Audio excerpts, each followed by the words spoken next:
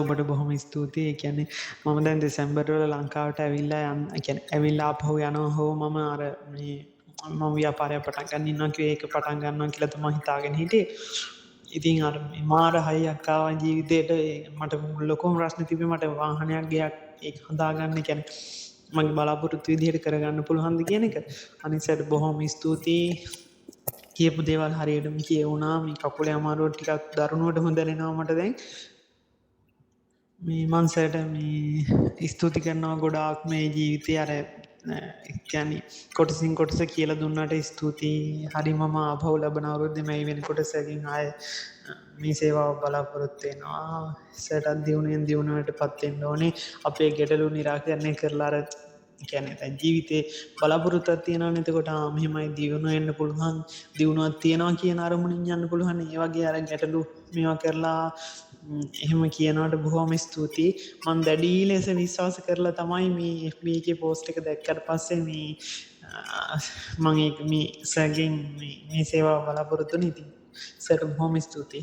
ඇත්තටම අපිටත් හරි සතුටුයි. ඉතින් ඒ මිනිස්සු ගාවට ගිහිල්ලා මේක අර ඇවිල්ලා මං ගාවට ළඟටම ඇවිත් බලනවා වගේ තමයි මම ඒ කට්ටියත් එක්ක සම්බන්ධ වෙලා මේ දේ. මොකද මම දන්නේ නැති දේවල් තියෙනවා, මම දන්න දේවල් තියෙනවා.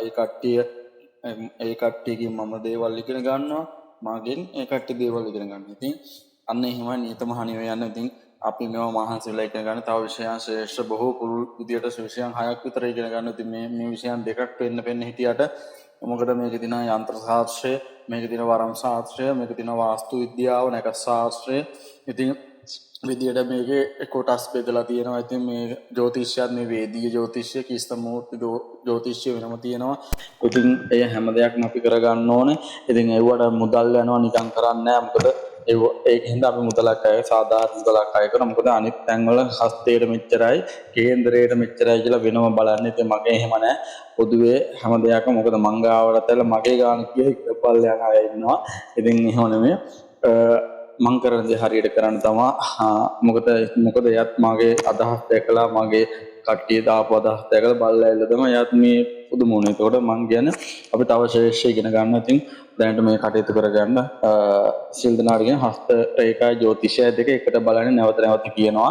එතකොට මුදලක් අය කරනවා නිකන් කරන්නේ මේ පොදුවේ දාන්න පේජ් වල. ඒක පොදුවේ හැමෝටම මේ සලකුණු තියෙනවා නම් ඒ අනුව වැඩ කටයුතු කිරීම තමයි ප්‍රඥාව මතයි.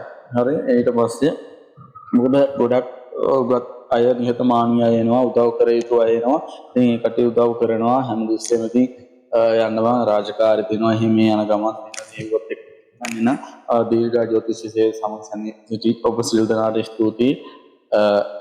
මාව ෆලෝ කරපු මට ලයික් එකක් හරි දාපු සිල් දනාටම ස්තුතියි. සීලයේ මාව ෆලෝ කරන මට ලයික් එකක් දාන සියලු දෙනා වෙනුවෙන් තමයි මම මගේ දේවල් ගුරු මුස්තියකින් තොරව දාගෙන යන්නේ. එතකොට ඒක ගුරුවරයාගේ කොටස කියලා කොටසක් තියාගෙන නැහැ. ඒක කවදා හරි මම නැති වෙච්ච කාලෙක හරි බලලා සතුටු වෙන්න මේ රේඛාව මගේ අතේ තියෙනවානේ, මෙහෙම දෙයක් ඇත්ත නේද කියන එහෙම දෙයකට තමයි දාන්නේ. එතකොට ස්තුතියි.